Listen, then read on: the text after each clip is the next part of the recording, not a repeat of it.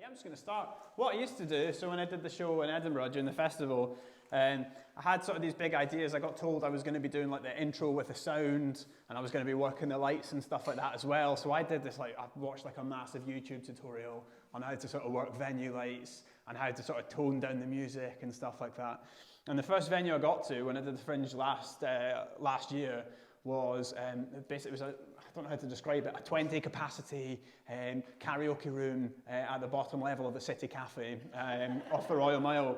And I remember like the lights actually, I remember there was one light at the back of the room. It was like a floodlight that you'd get in your garden if like a hedgehog wandered into the garden. And that was just on the whole time. And I spoke to the venue. I was like, well, how do I, can I dim that? Like, what do I do? And they're like, yeah, we don't actually know what the switch is for that, to be honest. So I was like, right, okay. So I looked at this big lighting course, and I was like, okay, I don't need that. And then I said, how do I tone down the music? And they're like, well, you're actually in charge of doing your own door and sort of welcoming yourself on the stage, which I've always cringed about, because I'm like, welcome to the stage, me. I'm awkward anyway, so I'd just rather just walk on and deal with the embarrassment that way. So then I usually, during the festival, I just sort of pressed pause on the music, and it was terrible. And obviously now, I'm recording this one, and I forgot my other phone. I brought a thing to do the whole the music and stuff again, and I forgot to bring it up from London with me. So that phone is doing everything. So if that kicks out, I'm buggered basically. So anyway, so that's brought us here, right? So I want to give you a bit of background. This is my second sort of show, my second kind of hour that I did. I debuted last year at the Edinburgh Fringe. And some of you in this room saw it, so thank you very much for coming back. I say some of you, 2 of you, I think, saw it, so thank you.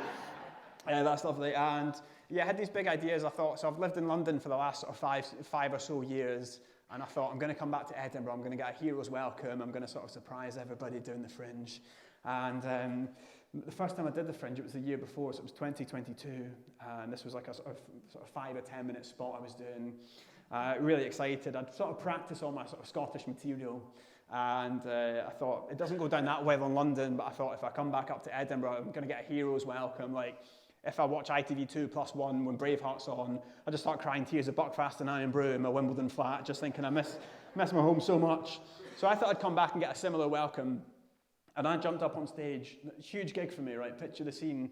It was our 60 capacity Ladbrokes just off the Royal Mile. Meant to be an old Ladbrokes, but they still had the red pens hanging on the wall, so somebody could have come up and cashed a bet at any point, really. And I said, have you got any Scottish people in? And it was just a sea of complete silence. Like 30 people or whatever in the room, it was even. 30 people in the room, complete silence. So I looked down at my post-it note, which was full of Scottish material. I looked at it like Rishi Sunak looking at a tax return, just like, I don't even know where to begin with this. So I got through it anyway. Didn't go down great, but there was a guy maybe sort of 2 or 3 rows back. I say that because it was about 4 rows deep. So he was probably, let's say the second last row. And I looked at him and I thought, he's not laughed once during this set. So what I'm going to do, I'm going to try and make him laugh. Like if I get nothing else, if I make him laugh, this gig's been a success. Didn't laugh. Got to the sort of sad part in the set, which is normally kind of 40 minutes. You'll chuck in a sad part. That's usually how Edinburgh shows work. Because I only had sort of 10 minutes, I had to throw in the sad bit 7.5 minutes in.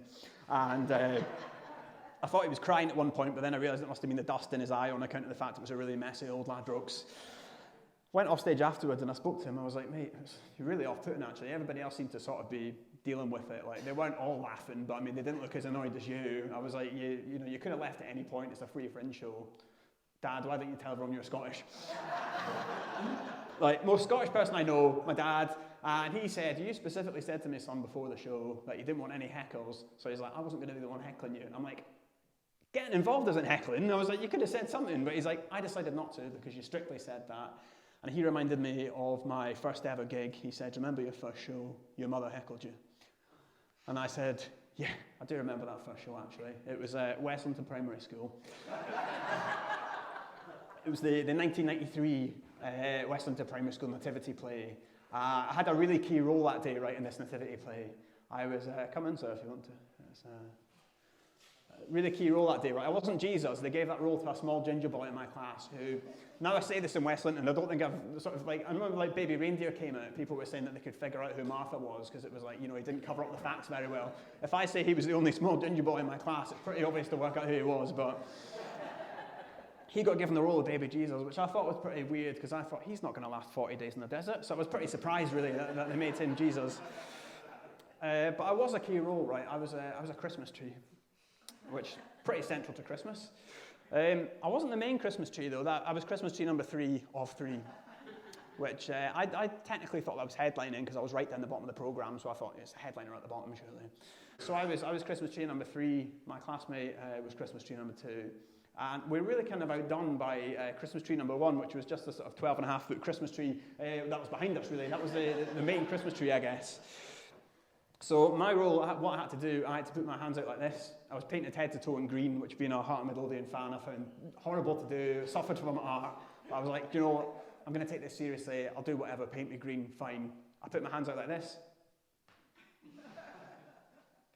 I didn't show any emotion throughout the whole sort of 3 minutes of the set because I thought, I'm a Christmas tree, right? I'm dead behind the eyes. That's what I've got to do. I did nothing while "Oh Christmas Tree" got played in the background, and my classmates, including the little baby Jesus who got out of his little crib, some of my classmates dressed as reindeer as well. They got up on their hind legs and they put baubles on each of my fingers while "Oh Christmas Tree" was getting played. And I thought, that's got to be the most embarrassing thing in my life. I was like, I'm 5 years old, but I'm never going to emotionally recover from this. And then afterwards, I spoke to my mum and dad, who were there that night. I mean, they're not here tonight, but it's fine. We've covered that already. And I said to them, I was like, right, I mean, I might be an actor one day. I might be on the stage. What did you think of my performance? And my mum said, do you want the honest truth, son? Which, to be honest, age 5, I wanted her to lie, basically. I wanted her to lie and say it's the best thing she'd ever seen. She said, if I'm going to give you some constructive criticism, you weren't really the best Christmas tree on stage, son. She was like, if I'm to further elaborate, I don't know if she said that I was 5. Let's say she said elaborate. She was like, I think your acting was just a little bit wooden. And I was devastated. I was like, she could have lied to me. That's fine. So I said to her, right, Mum, I'm going to take this seriously one day. I'll log your feedback, right? But I want you to know the whole way through that performance, I was pining for your attention, right? And if I ever branch out to do stand-up comedy, maybe I'll mention it on stage in 31 years' time. See how you like it then. So that was, she did say that to me after that first show. It did crush me a bit. And then I really kind of got reminded of this when I got 2 hecklers last year when I did my debut hour. 2 hecklers throughout the whole month of Edinburgh Fringe. Both of them were my mum, the twice that she came to the show. Because she wanted to, because she's not really remembered that thing with sort of comedy that sometimes you can slightly elaborate on the truth, even though that was 100% true. She decided to stand up as if she was fact-checking it on the spot. And she said, I was only needling you, son. Right like that. Bigger laugh. Almost she got a round of applause. Everybody stood up, turned around to my mum, clapping. She was taking the applause, bowing and stuff like that. Biggest laugh that they got throughout the whole month of the festival, the 2 times. So, so I say she's not here. I have banned her, actually, from future gigs. So that's why she's not here. But yeah, so that was my sort of growing up. That was the first gig I did, right? And that was really, I guess, sort of nativity play in sort of primary school. That was my first sort of finding out about religion and stuff like that. Because I guess from West Linton growing up in the 90s, obviously, I didn't know a lot about religion. I guess my first sort of really idea about religion was, apart from the nativity play, was basically I found out about the problems religion can bring when I was on a family holiday in Lake Garda, and I'm going to say 95 or 96. My mum's not here to fact check it. Let's say 96. Right? 8 years old probably, or 7. And I remember finding out the problems it brought because we're in a caravan, and to the right of us was a family from the Republic of Ireland. To the left of us were a family from Northern Ireland, which mid-90s I saw no issues with because Dairy Girls hadn't come out, so I didn't realise about the struggles with Ireland really at that point. And basically, it turns out that their families either side of us didn't get on. My sister Julie, who sadly couldn't make it tonight, so I can again say what I want about her, she came back really upset one day and she said to my mum and dad, she's like, the families either side of us don't get on account of their religious differences. So my parents were a bit like, well, I don't know how to deal with this. So they sat down. They went to that sort of weird bit in the caravan, which nobody knows what it is. Is it a reception area? Is it the lounge? Is it the spare bedroom when I've accidentally been sick on my sister Gemma and I had to sleep there overnight? Who knows? So they sat down and they said, right, explain what happened. So my sister Julie, she said, my friend Megan, her family, they're from the Republic of Ireland, right? And they're all Catholics, obviously. Her family don't get on with the family to the other side of us because they're from Northern Ireland, and my friend says that they're all prostitutes. So So yeah, I had a lovely prostitute wedding in October 2022. It was lovely day and stuff like that. And obviously that was the first time I'd really found out about it. So not overly religious, but it was a religious ceremony. And really a lot of my show last year was all about kind of going on honeymoon. And I'm going to say, sort of enjoying it. Like enjoying it to the sense that the honeymoon was okay, but I got enough material out of the couples massage and the night before we came back to write a whole Edinburgh show about the stressful experience of it all, actually. So that was last year's show, and to be honest, the start bit, what I do, I kind of sort of summarise that in about sort of, what we're saying, 10 minutes. Because I'm not saying the rest of the 50 minutes was filler, but obviously it was my first show, so it was, you basically get the gist of it. It was a massage, and I am here now, so obviously survived it, all that sort of stuff. And like, I kind of felt it was coming back from the honeymoon. I thought like, it'd been a lot of planning like for my wife over the kind of 4 years since we got engaged in 2018. So she was kind of planning it a lot. And obviously it's 2024 now, so I'm not saying that she was doing all the planning, but I was sort of just happy to be there. And a little bit like, like Scotland at the Euros. You're sort of like, I don't have massive expectations. I'm just like buzzing to be here. So whatever happens, who cares? Like a lot of the Scotland fans that went over to Munich and stuff, it's like, I might not even see the game, to be honest. It's a miracle I'm here. So I kind of had that about my wedding and stuff. So I was sort of thinking, it had been 4 years heavy planning for my wife, and I was there as well. So I thought, right, I really want to set myself another challenge. What's going to be the challenge now? So I got to as far as, I guess, like the flight back from the honeymoon from Cuba, and I thought, I'm going to set myself another challenge. So I sort of racking my mind just trying to think, what can be the next challenge, right? Because I used to have, like, overcoming fears. I used to sort of want to overcome fears and stuff like that. And I remember my first big fear that I really sort of addressed. My first big fear, I was afraid of heights, right, when I was growing up, which growing up in West Linton is quite hard to fathom, really, because there's nothing higher than about the size of this roof. So I remember being afraid of heights, and I remember finding out about it. It was had a wrestling theme party at one of my friend's house, right? And there's a few fears that like my friends and I had in primary school in West Linton. I think the first big fear that we had was that we had this like really irrational fear of acid rain. I don't know if anybody remembers acid rain. Like, we had this teacher that would come and he'd like, sort of once a month or whatever, he'd fire up the projector at the white wall in West Linton Primary School. He'd fire up the projector, which would take about 10 minutes to heat up. And it would be like, and I remember the first slide we saw, well, actually, I say the first slide. The first slide we saw was like an image of Africa, which, like, world of opportunity. I thought, this is amazing, like David Livingstone and all that sort of stuff. But the first image I saw of Africa, the sort of supply teacher, he'd said, this is Africa, and as we can see, this person in Africa, they've got leprosy. So there you go, next slide. And that was all I could remember, because I'm like, leprosy. I was like, is that easy to get? I was like, am I going to get that in West Linton? So I was panicking about that, panicking about leprosy. The week after, we saw acid rain, and as soon as he said acid rain, I couldn't remember what he said afterwards. I probably should have researched it now. I haven't done the show 30 times. But he was like, acid rain, and my classmates and I were panicking. We're like, acid? That's going to, like, rain? Like, it's raining outside. So we went outside for break just after having seen this photo of acid rain, panicking that we were going to get melted. Like, come back in, like, the guy from Indiana Jones, like, the face melting off and stuff. And I remember like one of my classmates, he started crying, and we had to come in early from break. We went back to the teacher, and we were like, miss, help. He's just got acid rain in the eye. So we were trying to prepare like a water-based solution in one of those like art paint pots to try and save his eyesight. So we were panicking about this. Obviously, that was a big fear. I had another big fear. Does anybody remember there was a video shop in the village? I got it 30 years ago or so. Little video shop, which was up that way somewhere. Somewhere here, yeah. I remember you could get, there was probably 3 videos you could get. You could get Mr. Nanny and 2 others. I remember that I always used to get Mr. Nanny. I loved that film. I remember I used to have this big fear that I wouldn't return the video in time. I was always like really worried about that I'd get a big black mark from my membership card if I didn't return the video.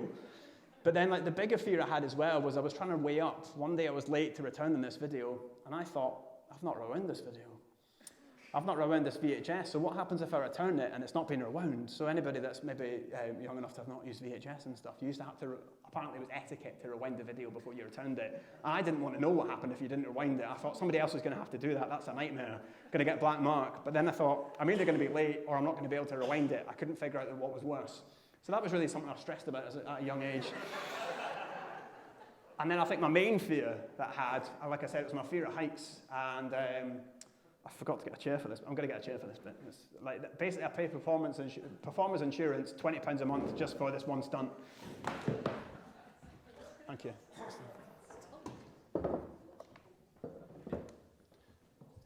Right. right? So I used to go to wrestling-themed parties at my friends' houses, right? And my friends, like, we grew up and were big fans of these wrestlers called the Hardy Boys, right? And they used to do these sort of extreme stunts. And I went to a party once at my friend's house, and they used to do sort of big flips off the sofa, pretending they were the Hardy Boys onto some poor soul on a mattress below. I remember they'd always sort of stand on a chair, and they'd stand on a chair, they'd put their hands out like this, and they'd say the Hardy Boys catchphrase, which is like, fear's only a 4-letter word. And they'd do a flip on some poor soul below, and 9 times out of 10, I was the poor soul that was getting flipped on in the mattress. And I remember thinking, like, once one of my friends said, do you want to do that? And I was like, I'm not into peer pressure. But yeah, okay, sure, I'll do this. I'll do this wrestling thing. Because I was a little bit concerned, because there was a thing that came up on the wrestling that said, don't try this at home. And I thought, if I'm at a friend Lewis's house, is that fine? Does that count? Like, so technically, there's a loophole in there. So I stood up, looked down a good 2 feet probably, and I said, fear's only a 4-letter word. And then I sort of hesitated. Because I just remember a 3-letter word, which was die. And I thought, that's risky. I was like, there's absolutely no way I can do that. So ever since then, really, I had this big fear of heights. And that sort of really came to a head in 2016 when I was living out in Australia with my wife. And we'd been out there for sort of 6 months or so. She'd been out for 12, I'd been out for 6 months. And we're coming towards the end of the holiday, and it was like kind of really nice, actually, because I hadn't sort of been sort of bitten by any spiders. You know, nothing sort of bad happened, hadn't been eaten by a shark. And I thought, I'm actually going to survive this. This is incredible. Because I had a small thought that, like, maybe, you know, sort of, I might die at some point, really being in Australia. So the fact that I'd survived, I was like, this is incredible. But then, like, my wife, she'd finished at work, and she said, like, you know, we had about a week left in Australia. She really wanted to live the Australian lifestyle. Kind of like, you know, if you've been sensible at an all-inclusive, and then you've got maybe 3 days left to go, and you just absolutely blitz the margaritas at the poolside bar, 10 margaritas, do anything, go to the sushi bar, have the thing that looks the most lethal, just have that because it's all included and it looks expensive. So my wife had this idea for in Australia, we were going to do like the whole Australian experience. So the first thing she wanted to do, she wanted to sort of go and feed kangaroos at a safari park, which I thought, that's fine, it's a bit stereotypical. No issues. And then I did remember, actually, we had an all-you-can-eat buffet the day before, and we had 8 kangaroo burgers, so I thought, I can't look this kangaroo in the eye. Felt bad about that, and then I remembered about the online meme that was kicking about back in the day, where there was just like the sort of boxing kangaroo. I don't know if it was real or not, but basically there was a kangaroo that just like sparked out a guy and completely knocked him out. And I thought, it'd be a good way to go to actually get punched to death by a kangaroo. So I thought maybe that'll be me, but saw a kangaroo, fine. The other thing she wanted to do was she wanted to go skydiving. And I said, well, good luck with that. Enjoy, have fun. I'll cheer you on from the bottom. And really, I think skydiving, I guess like the big fear I had, obviously, was a fear of heights, being 15,000 feet in the air. Potentially the bigger fear I had was explaining to her father that she had sort of just fallen straight down and gone like that at the bottom. So I thought, I'm going to have to do this as well. I was like, this is really conflicting with my fear of heights. I really don't want to skydive, but again, if the worst happens, at least I can say, it wasn't my fault. Well, I can't because I'm dead. But anyway, I was like, I'll do that, it's fine. And it was sort of 3 days or so before we had to do the skydive, and I thought that's plenty time to put my wife off skydiving. I thought I can, like, loads of opportunities. So the first thing I said, which I thought was really the headliner, I thought we didn't really need to go any further, I said, it's actually meant to be raining the day that we're going skydiving. I was like, can you be 100% sure that's not acid rain? I was like, are you sure? Maybe it hits worse. Obviously, like the hole in the atmosphere and stuff in Australia, it's going to kill you instantly, actually. And that didn't work. She said, what weather app are you using? Because I've checked and it seems absolutely fine. So that didn't work. Second one I tried, 2 days to go. I said, have you read the small print on the travel insurance? Because I don't think we're actually covered for skydiving. And I was like, and if we do, succumb to our deaths, your parents are going to, and my parents, I guess, are going to have to pay a lot of money to get us flown back over. So are you happy with that? And she said, well, I mean, if we die, then we don't really have to deal with the consequences. And I thought, she's got me there, actually. Yeah, good point. And then it got to the day of, so obviously I hadn't really figured anything out. I hadn't figured out a way to get out of this. And it got to the day of the skydive, and I was pretty upset. I couldn't really hide my emotions that I was going to be getting a bus to my death. We got on the bus to the skydive, and the first person I made eye contact with was a little baby who was on this bus, and I thought, he's too young. So there's no way that baby's going to skydive, because I thought, the film Up, right? Like, see, I thought the house in Up, when it's attached to the balloons, it just starts going up the way. I thought, if the door's open, the baby's not going to float down, it's just going to start floating up the way. And it's going to keep going up until it reaches, like, I don't know, full-grown adult height, 15, 16 years later. Then it's going to float back down and have no idea what's happened. It's not going to know what COVID is. It's not going to know that I've referenced it in a Fringe show. It's going to know none of this. But at this point, she's like, look, do you want to do it or not? And I was like, okay, fine, let's do it. So I went first again, so I didn't have to deal with the consequences. And it's fine. Really. I wish I had more content on the actual skydive itself, but so survived, which I guess is a bit of a spoiler. But has anybody here skydived before? Anybody in this room? Yourself? What was your favourite part of the skydive? Would you say? The free fall. A lot of people said the free fall was their favourite part. My favourite part was really, I guess, sort of landing on ground, not dying really at the end. I think that was really my favourite part of the skydive. What an elation I felt. I was like, this is brilliant. And then I thought, like, I mean, technically, it's probably I've conquered my fear of heights, but then this skydive cost me £400, and I was like, the best thing about this skydive was not dying. And I thought, I could have had that feeling, not skydiving, and saving £400. I was like, I probably would have felt a lot better about that, actually. But anyway, yeah, I got over my fear of heights, and that was absolutely fine. And so that was really a big challenge I set myself. And really, since then, I've wanted to sort of set myself big challenges and have lovely life experiences and all that kind of thing. And it was really on the way back from Cuba, like I said, we kind of found out about a week or so later that we were due to start a family, because I thought mid-30s I should really start planning if we're going to have a family at one point. It's maybe a discussion we should have, because I always treated starting a family a bit like revising at school in like Peebles High School. I always thought, I'll do it at some point, but I don't really need to do it yet, even if it is the night before an exam. It's absolutely fine. And I'd speak to people in class, I'd be like, have you started revising? And they'd be like, yeah, started months ago. And I was like, I'm not going to speak to you again. I was like, have you started revising? And then more, like the closer we got to the exams, more and more people had started revising. So I thought, there's one guy left in my class. I'm going to speak to him, because he was basically known as the exploding pen in the mouth guy. Because like, we probably all know somebody like this in school. Like basically, I guess like sort of first year of high school, he was chewing pens, and then the pen ultimately exploded in his mouth, went everywhere, all over his shirt. So he was basically always known as exploding pen mouth guy. I remember I said to him the night before an exam, I was like, you've not started? He's like, I started weeks ago, mate. And I thought, this is a worry, actually. He started revising, and that guy, exploding penmouth guy, he's on his third child now. So I thought, if he started having kids, then that's really something I should start thinking about, starting a family. So we actually got good news, like within sort of 2 weeks. It sort of arrived a lot quicker than we thought it would. Sort of post-honeymoon, we found out that we were going to be parents to a lovely little pug. Who arrived sort of 2 or 3 weeks after the honeymoon, and became lovely little pug. Like my wife and I, we wanted to have a little dog called Larry for some reason. Really wanted to have a little dog like that for like 8 years or so. So he arrived, absolutely besotted with him. And I remember I got to sort of walk him on the first day outside my flat, really excited to give him his first walk and stuff like that. I got a photo shoot booked because I thought I'd get a lot of likes on Instagram. Didn't get as many as I thought I would, but anyway. Walking him, so proud of him and stuff like that. And basically, we were meeting like a lot of other people in the neighbourhood. We're getting to sort of know them through their dogs and stuff. And I used to panic because they'd always tell me their name, and I'd forget but remember the dog's name. Kind of like in Reservoir Dogs when they refer to him as like Mr. White or Mr. Pink. I was like, if you just went by that pseudonym, it would be absolutely fine. So I'd remember the dogs' names, and then there was sort of 2 dogs really who I guess they were kind of the arch enemies of my dog and I, and they were 2 little corgis, right? And the issue with the corgis who lived in the local block were they walked off the lead, which I thought was pretty showing off.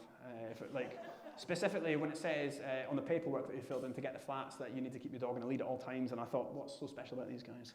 They're not on leads, like this is ridiculous. And I didn't really like these corgis very much because they're walking very well and stuff like that, but our dog Larry, he was kind of walking a bit like a crab. He still does actually 2 years later.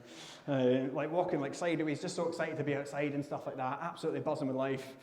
And really, I just don't like the corgis because they're a bit showing off, a bit like if you're riding a bike without handlebars. You know, I'm like, I know like some people could be able to do that, but it's really a lot safer if you do use the handlebars.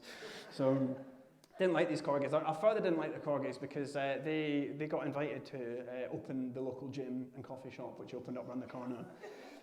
These 2 celebrity corgis, they got dressed up, they had their little bow ties on and stuff like that. Didn't cut the ribbon, obviously, because corgis. But then they were there for the photos and stuff like that, and I was like, I've done a Fringe show.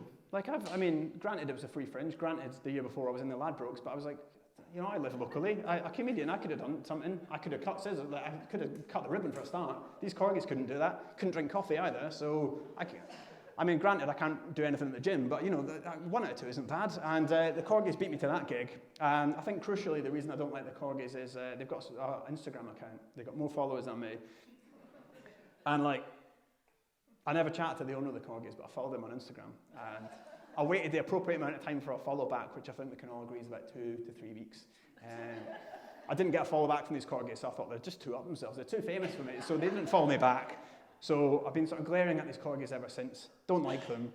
And I remember once I took Larry to the park, all excited to take him to the park. I thought, I'm going to let him off the lead now because we're away from the building, so it's absolutely fine. So I'm not breaking the rental agreement if I let him off the lead. Let him off the lead, and he ran straight towards his corgis. And I could see the corgi owner just panicking, just thinking, oh God. Because back then, a couple of years ago, Larry had a bit of a name for himself. My dad used to refer to him as Russell Brand right before he got the snip. My dog got the sniff. I don't know if Russell Brand did. He probably should have, to be honest. But anyway, he used to refer to him as Russell Brand because he was a bit handsy if he had hands. But anyway, and he used to pester a lot of the dogs in the local neighbourhood. So I thought the corgis don't like him very much. But you know what? If they wanted to keep away, then they could have put him on a lead. So he ran straight towards him, and then I hear this big shriek from the corgi owner, and I thought, oh, please don't have one of the corgis' heads in his mouth. I panicked. I turned round. It was worse than that. Larry had a dead rat in his mouth. And I was like, that's not ideal. I was like, I looked at the corgi owner. I was like, you didn't bring that from the house. That's not ours. 100% that's not ours. And he was running around like a game. He was like his recall's not great either. So I was trying to get this dead rat out of his mouth, struggling. Had to pick him up and give him the dog Heimlich to try and get this dead rat to drop out of his mouth. Eventually dropped out on the second attempt. And then I just had to it was 50 meters really to the nearest bush. And I had to sort of pick this dead rat up with a spoon. And kind of like the egg and spoon race at school. I was never very good at that. Out in the local green, I had to just sort of carry this dead rat on a stick like this, and then just fling it into a bush. Horrible scenes. And that dog sleeps in our bed at night. So, yeah, not great. So, we do love him though, even though he's not great with recall and walking and eating habits. But we had to leave him for the first time. It was October last year, and we had to leave him to go away to Italy for a week. And we left him with the neighbours who also have a pug, because it was important to us that we left him with somebody that understands the pugs, basically. And I remember worrying a little bit, because I've always feared about sort of leaving a pet and someone that you love with people, because we lost a loved one kind of during a couple of years ago, just after COVID. We used to follow this koala from Edinburgh Zoo, on the Edinburgh Zoo koala live stream, which I don't know if fans in. Used to follow this koala, and basically one year for Christmas, when everybody was getting weird DIY stuff for Christmas, I got my wife a koala sponsorship. So basically I adopted this koala from Edinburgh Zoo, and she loved it. She's like, this is a great idea during lockdown. I don't think she expected me to get it sort of 2 or 3 years in a row. This koala, £85 a year deal for this koala. And we used to watch the koala. And it was great, because the koala would wake up about 9:30, run around his little pen, eat a bit of eucalyptus, and then sleep for 20 odd hours. And it was just a great viewing, really. We loved watching this. And one year we logged on to the Edinburgh Zoo webcam, and the koala was nowhere to be seen. It was under maintenance. And I thought, I'm a bit suspicious about this. So I did a bit of sort of spy work. I looked at the I looked at the tigers. I looked at the pandas when they were still at Edinburgh Zoo. Penguins who were going mental, they were still on it and stuff. And every other camera was on apart from the koala. So I thought, what's happened to this koala? So I did a bit of research. I couldn't find anything. And a few weeks later, I saw the post on Instagram, and it said, unfortunately, our lovely sort of 3-year-old koala, Tanami, has passed away, really young and unexpected. Sorry, everybody, I know you'll be really upset. And I was gutted, because I was like, I was watching that daily, really, for about 3 years. I was like, we were watching this.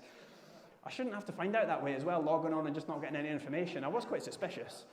And the postcards from the koala did really dry up. So I was like, I've not had a letter from him in a while. I hope he's all right. And then didn't even get an invite to the funeral. So I was like, this is disgusting. £85 a year. I was like, would I have got that for the gold bracket? £110 a year? Did they get an invite? No idea.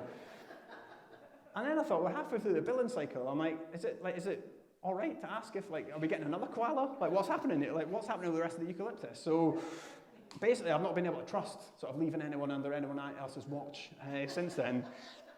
But we had to leave the dog, right? So we left him. We went away to Italy for a week.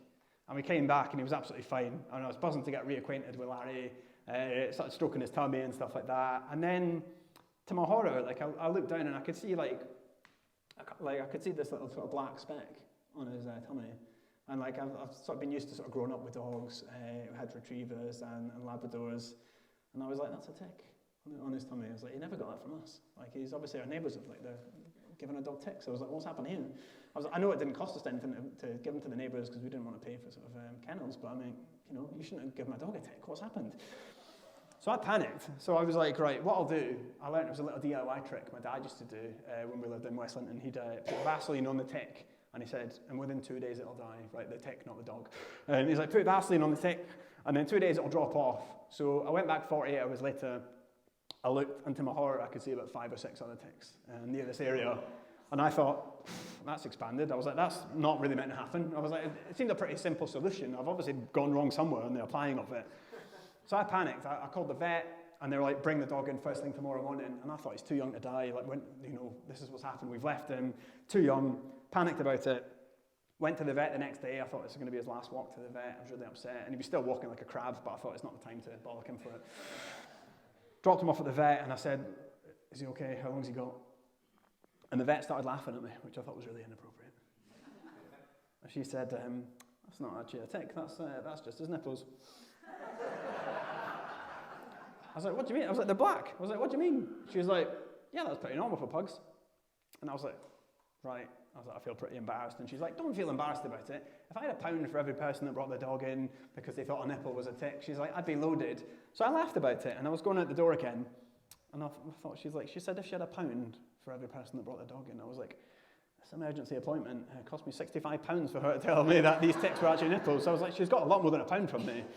So walking out with the dog again, I felt pretty embarrassed. I couldn't really look at the dog in the eye on account of the fact that for no reason I'd applied Vaseline to his nipples. Pretty embarrassed about that. It's really kind of ruined our relationship actually in many ways. But anyway, he's alive and well, so absolutely fine. Now, the next sort of challenge, after obviously becoming a dog parent, I thought, right, what I'm going to do now, I had a bit of a freak out towards the start of January last year, and I just had this like really weird idea, maybe not many other people have had this idea in the past. I thought, I'm going to get fit. January 1st, I was like, new year, new me, nobody ever thinks that. So I was like, I'm going to get fit, I'm going to run the Edinburgh Marathon. So I remember I sat in a bakery. I say bakery, it could have been a deli in Berwick-upon-Tweed. As we've established, I don't know the difference. So I went to a bakery and I was eating the last of my caramel slice. Had a chewing gum to get rid of the last taste of the Tennent's that I just finished off in the morning, because I thought, I'd opened it the night before 12, so I thought, it still counts as last night's Tennent's. I can still be doing dry January. I still need to finish it because it's room temperature now, it's fine. I thought, I'm going to get fit now. So I thought, I'm going to start training tomorrow for the marathon. So I signed up for the marathon. And the 2nd of January, opened the door, I was like, right, I'm going to get fit. Opened the door, and it was sort of windy and rainy. And I thought, well, the Edinburgh Marathon's in May 2023. I was like, it's really counterproductive if I don't run to the conditions. So I thought, what I'll do, I'll shut the door. And then I opened it again. An hour later, the rain had stopped. And then I thought, actually, I've just had a Pop-Tart. I was like, I've had a Pop-Tart 15 minutes before that. I thought, a bit risky. I mean, I can't run on a full stomach. What I'll do, I'll maybe leave it. And then my training will start tomorrow instead. And then again, it was windy and rainy the next day, and I thought, I'm going to go to the gym instead. What I'll do, I'll run on the treadmill, but to kind of create that sort of easterly Portobello breeze, I'll put the fan setting up to level 3. Right, so I thought that'll create the breeze, it'll be fine. And it was actually going quite well. I was surprised. I wasn't sort of overly hungover and stuff. I thought, this is actually going really well. You never really forget it, running and stuff. I was getting, I thought I'm getting really fit. I'm absolutely fine here for the first sort of 9 or 10 meters that I'd run on the treadmill. Felt absolutely fine. And then it became apparent that I was feeling really tired. But the stitch came on very quickly, and I thought, what I'm going to have to do, obviously I don't know a lot else what to do at the gym. I've come here to the gym just to do the treadmill. I can't leave sort of 5 minutes into this because I have to walk past the receptionist again. That's going to be really embarrassing. What I'm going to have to do, the only option I've got to fake an injury, right? So I was just thinking, I put the fan setting down at level 2, slowed the treadmill down and just held my hamstring, and I was like, oh no. I looked at the person who was doing SAS laps next to me, 89-year-old Doris, who was doing she was probably listening to Agatha Christie audiobooks as well. She was running laps around me, and I thought, I've just got to pretend this is really bad. So I looked up at her and I went, oh, I can't believe it. She's like, that's a really unlucky start to the new year, son. I was like, I know, it's horrible. So I sort of hobbled off, walked up past the reception again, hobbling, and I was like, hopefully, this should feel better in about 2 months maybe. Well, I'll maybe see you in 2 months. Got around the corner out of eyesight, and I thought, right, my real training is going to start. Like, I'm going to have to just run outside because I can't come back to this gym ever again. So it was actually going okay, like the training. I thought, I'm picking up pace here. It's going okay. It got to the point where I had to sort of type in how quickly I thought I'd do this marathon. And I thought it'd be quite easy, right? Because people say, like, right, if you do the marathon, you get to a certain point of it, and basically all the crowd cheering you on, it spurs you on and stuff like that. And I thought this would be great, right? So if I account for maybe doing 30k, the next 12 and a bit k, like I was like, that'll, the crowd will cheer me on.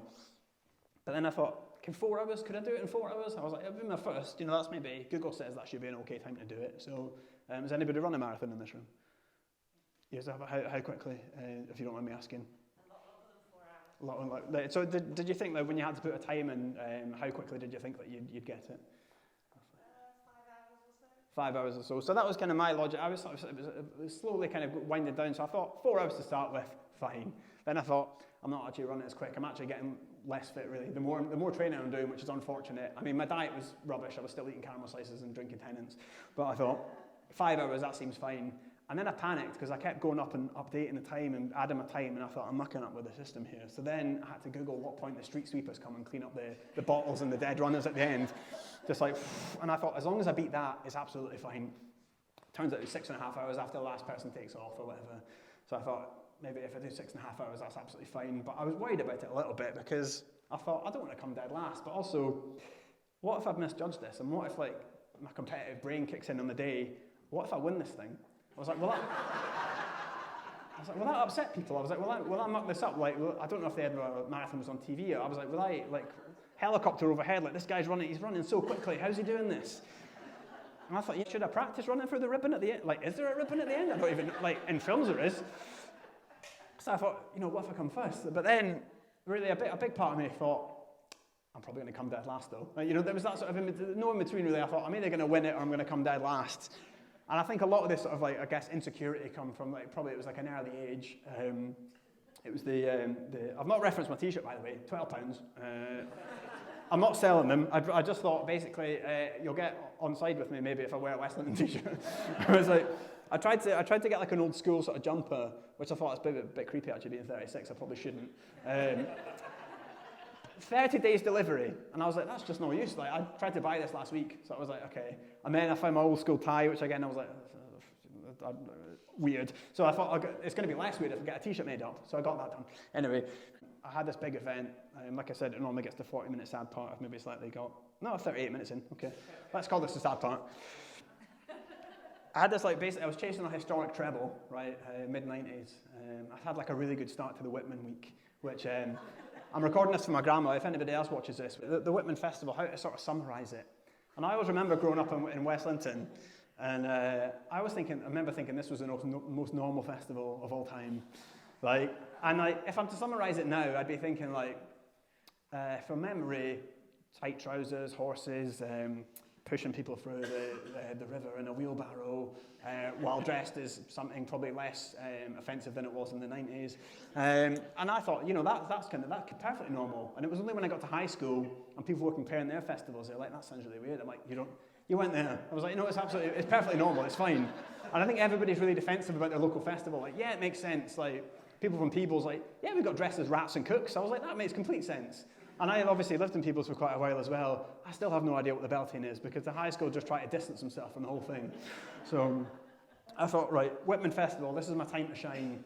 Chasing a historic treble, right? So the first thing I won in Whitman week was the Friday night fancy dress competition.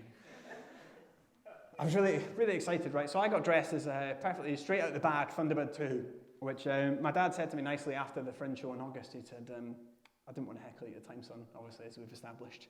He's like, but you didn't get dressed as Thunderbird 2. You got dressed as Virgil Tracy from Thunderbirds, who his vehicle is Thunderbird 2. And I was like, that's not going to go down well. If I recount that story in West Linton, Dad, that's going to go down terribly, that reference, actually. So I got dressed as Thunderbird 2 in my head, and really excited. There was 2 people that were taking part in this fancy dress competition. It was myself and my neighbour Ewan, lived around the corner, but fact checking, it's fine, my mum's not here. Lived around the corner, and he got dressed as a fireman, right? And his mum and dad sort of like made this big fire truck for him. His dad made a fire truck for him. And he pulled the fire truck down to the local green. Ewan was on the back. And I thought, I've got my work cut out here. I was like, I'm probably not going to come first, but I could get second, really, even though there was only 2 of us in the age group. I thought, if I do well, I'll get silver here. I actually won that competition. I came first for getting dressed as one of the Thunderbirds, which a lot of people were calling a robbery back then. But I kind of thought, do you know what? Like, I've tried. Like, you know, I didn't quite iron the costume, but, you know, I have tried. And I think really what went against my friend Ewan was, again, he was dressed as a fireman, but I think he went a bit OTT. With the sort of charcoal on his face. You know, I guess like 90s just about got away with it, now 100% cancelled. So maybe the judge just kind of foresaw this being problematic, so he didn't win. Also, I think if they'd been slightly further pedantic, maybe taking points off, his fire truck was made out of wood, so if that went anywhere near a fire, it'd have gone up in flames and really caused more of an issue. So I didn't have that problem, so I won. I was absolutely buzzing. Second competition actually took place in this hall, which was really a lot of the reason why I wanted to come here. Not that I didn't want to come to West Linton anyway. Anyway, fine. Took place in this hall. I was really excited about it. It was basically a dance competition, right? It was a Whitman dance competition. And I remember I won the competition. It was the best dance, right? And I mean, they could still reward it at best dance to the only person that took part, and they had to obviously give the prize to somebody. But they said, I think it was like the DJ. I remember he was standing probably about where I am now, maybe just a bit to this section. And it was like, right, big dance competition, right? And basically a big sort of circle pit. In my head, this is how I remember it, a big circle pit in the middle. And it was just me, kind of like, I hadn't realised, because Napoleon Dynamite hadn't come out at that point, I hadn't realised I was making a complete embarrassment of myself. I remember dancing, and my dance routine went like this.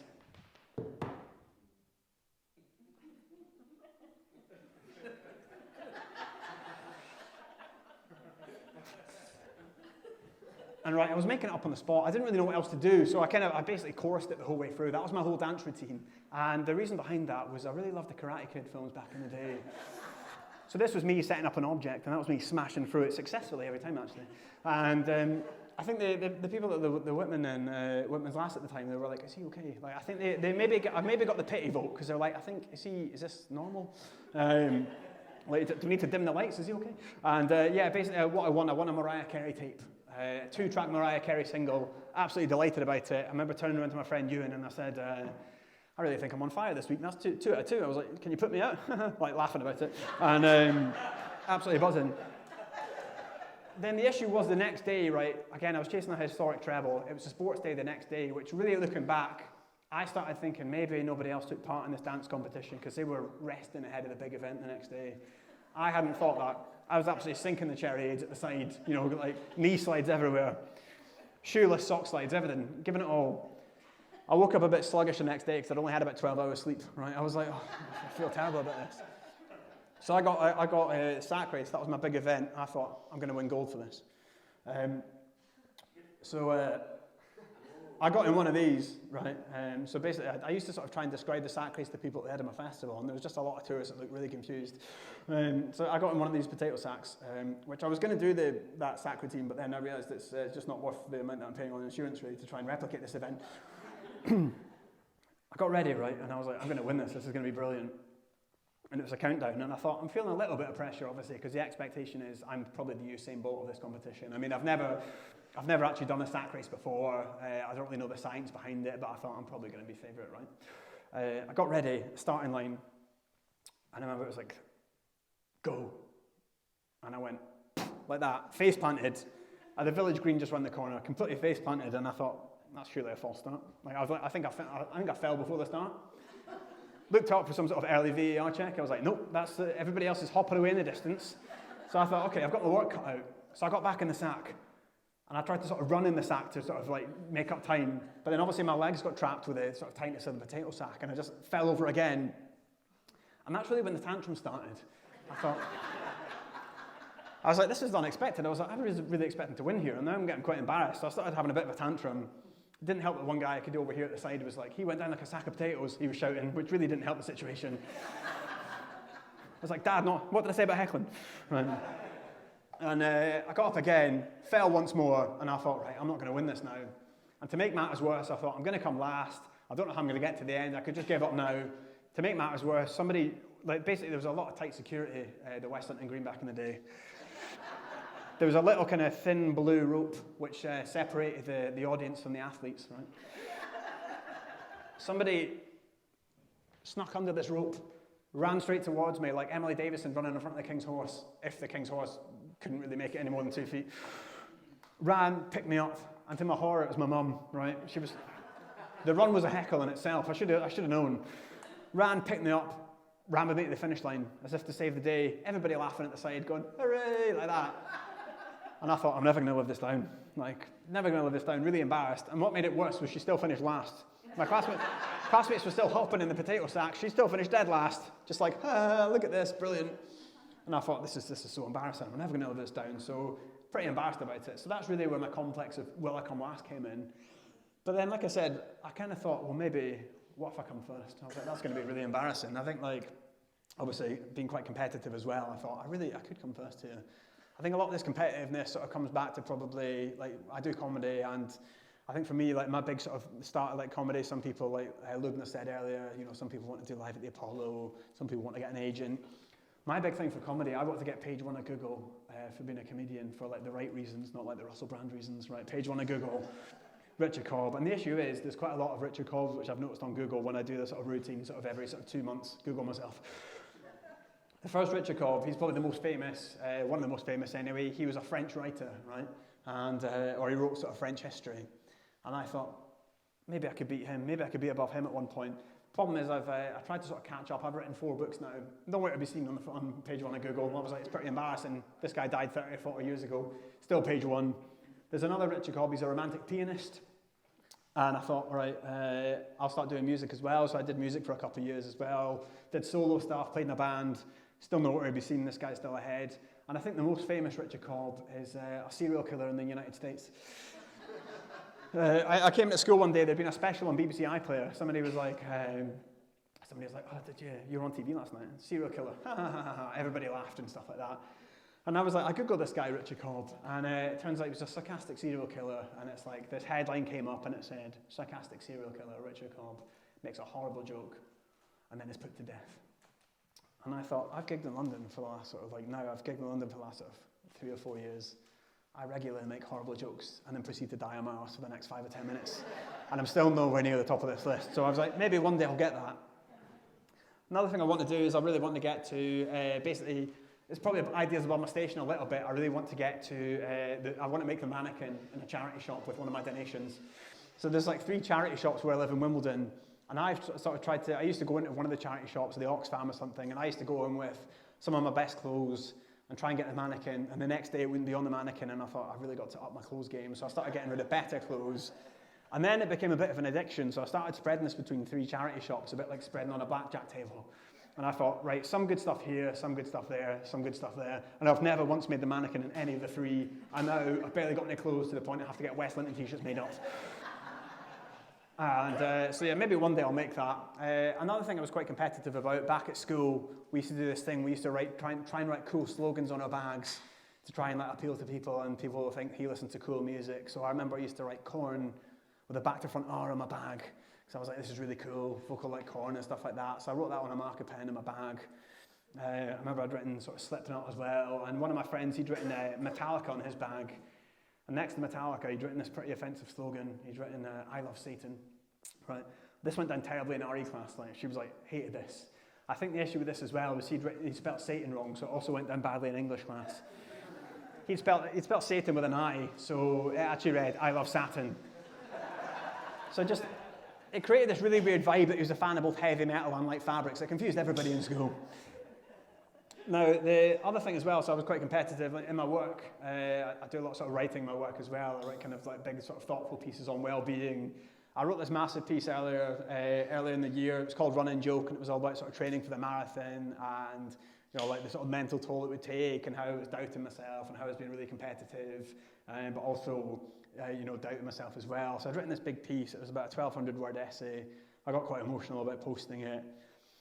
But then it was really worth it because, you know, I had a few people come up to me and said, that was a really nice essay. And I thought, that's really nice. But more importantly, I got so many likes on the company page, company internet page, so many likes, 151 likes or something like that. And I thought, you know, it took a lot out of me, but look at the validation. This is incredible. I remember being buzzing for like 24 hours, and the next day I logged onto my work computer, and I thought, this whole day is going to be admin, dealing with fan mail, so much fan mail. I logged in, and I didn't have any notifications, but there was another post that somebody had written, and I remember it well, actually. They'd written, remember everyone, if you got out of bed today and showered, you've already won. Congratulations.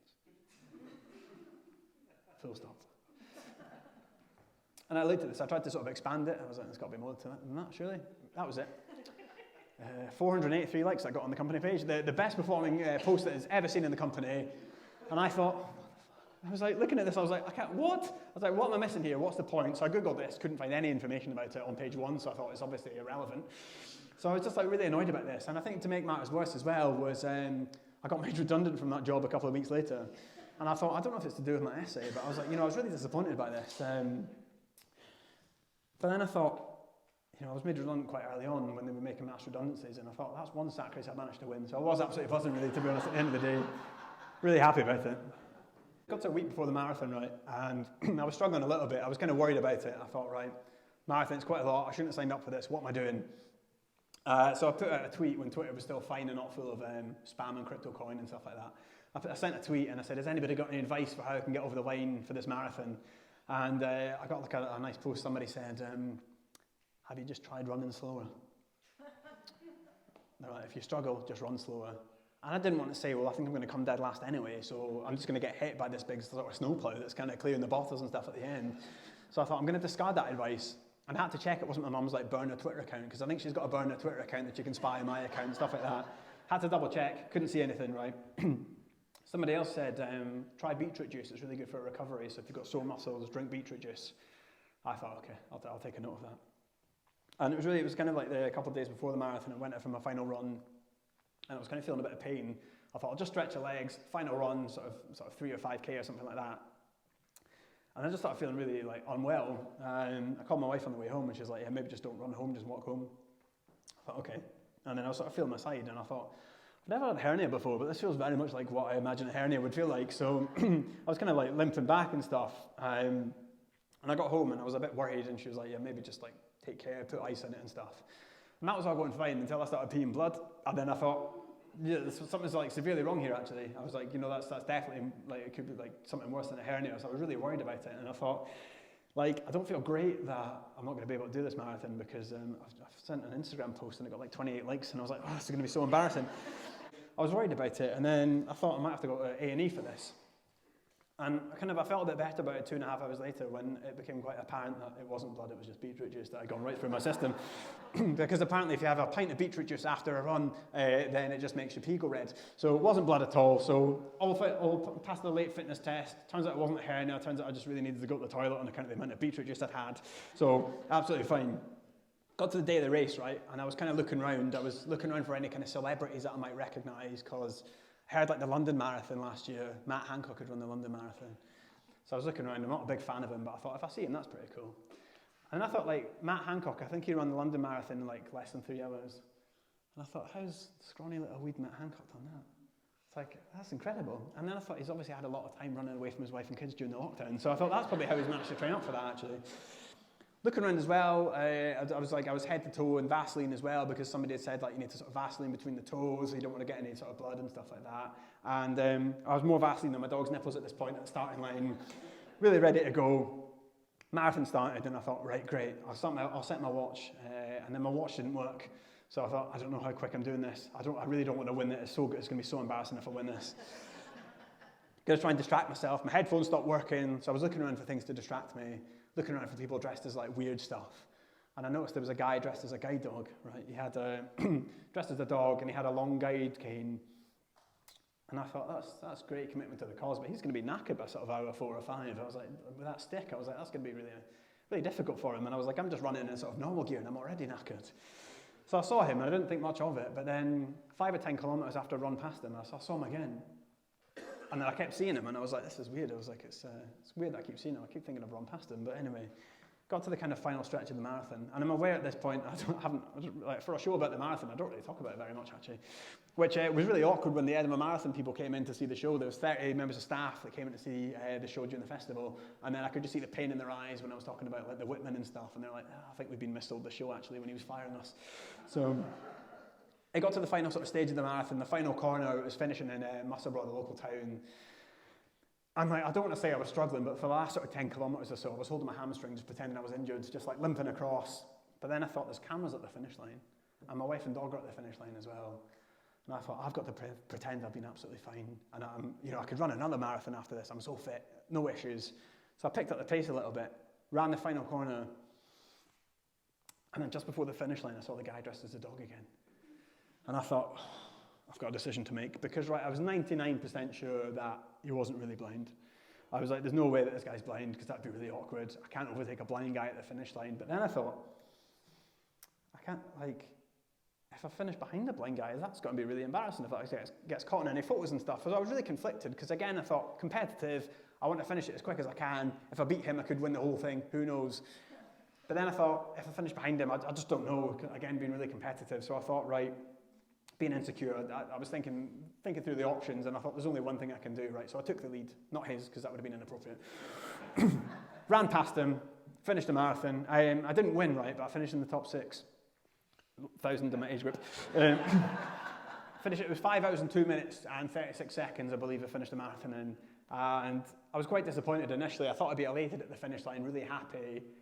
But then I thought, if I'd run 3 minutes quicker, if anybody asked how quick I did the marathon, I could have been like, 4 hours and like that, and I would have got away with it. And then I felt bad as well, because, I got emotional, but then I thought, I've just run past this guy dressed as the guide dog at the finish line. I was like, I'm going to feel guilt about this for the rest of my life. I feel so bad. And then it was like 2 months later or whatever, I kind of thought, I hadn't quite hit the point where I was feeling buzzing that I'd done this marathon. I thought, big achievement for some people, but then I was thinking, what's going to be the next thing I'm going to aim for? So competitive, what am I going to aim for next? So then I thought, maybe do a show about it at the Edinburgh Fringe. What I'm going to do, I really want to know about this guy. I want to know about this dog guy. Crucially, I want to know if he's blind or not. That would really be a spoiler alert for me. But I thought as well, I'm like, was I actually quicker than him? What happened if he actually started after me and he ran a quicker time? Technically, I didn't run quicker than the guide dog guy. So I did a bit of Googling, right? I couldn't find any information about him. So then I thought, have I just made up this guy in my head? I was like, it would make a lot of sense, because I kept thinking I'd overtaken him, but then he was nowhere to be seen. And I thought, people talk about the endorphins and running, but I thought maybe mentally, he's like pushed me on. I seen him like every time I needed him. And I thought, this is incredible. And then basically I found an article about him online, and I was like, okay, he does exist.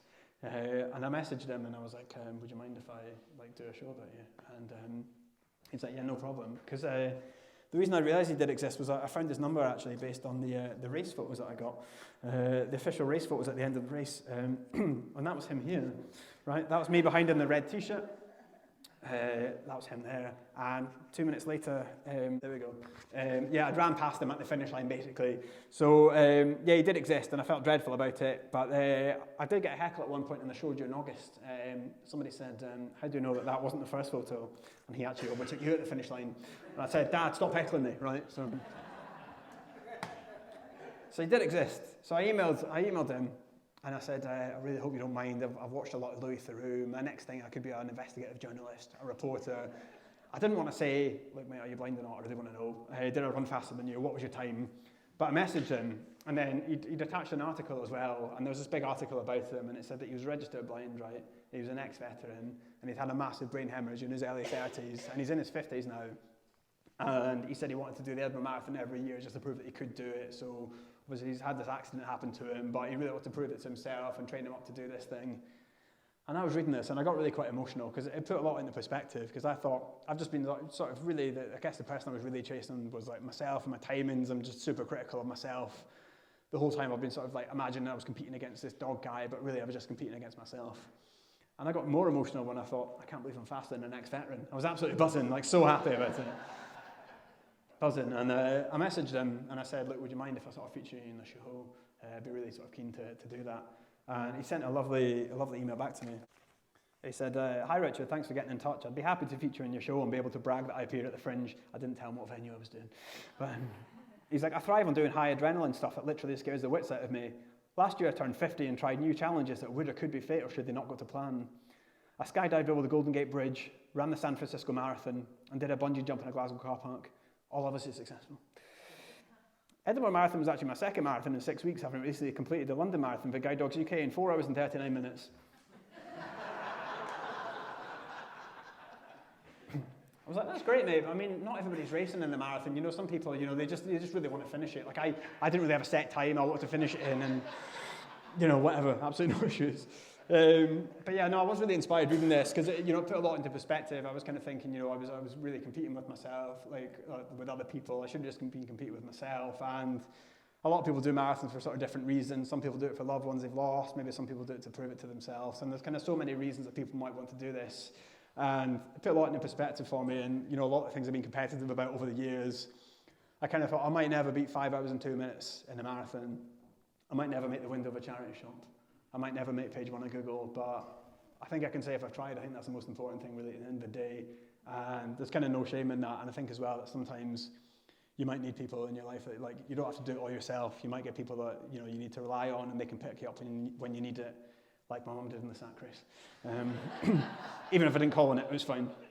And I think the fact that she was there, you know, not everybody has that, so I was really grateful. And I think really if I'm to sum up the show, I guess really the last thing I can say is if you got out of bed today and showered, you've already won. Congratulations.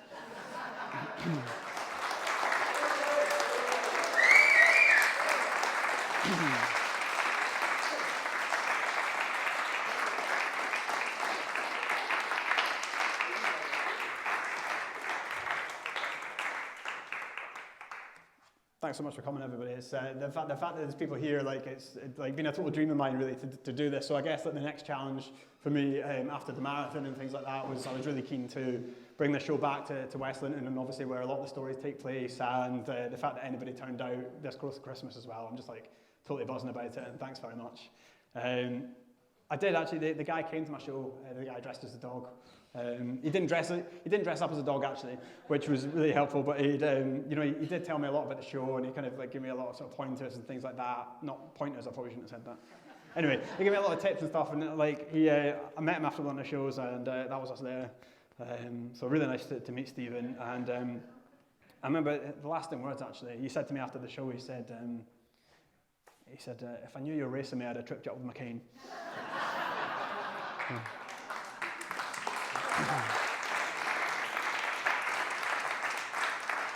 No, thanks again, everybody. Thanks so much for coming out. For so many of you to buy tickets, that's amazing. I've got books as well. I've got books I've written about West Linton. If you want to grab one on the way out, feel free. But otherwise, have a great Christmas and thanks so much.